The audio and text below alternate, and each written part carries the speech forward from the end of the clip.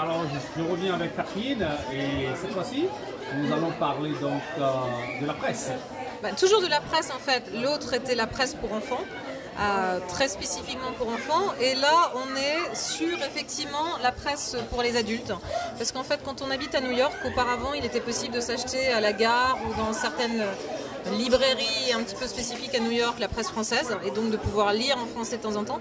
Et de nos jours, il y en a de moins en moins. Il n'y en a plus à la gare de Grand Central. Donc, pour pouvoir recevoir la presse française chez soi, on a toujours l'impression que c'est hors de prix, que c'est très difficile, mais on a des magazines qu'on peut avoir effectivement facilement. On a par exemple des magazines tels que Le Monde.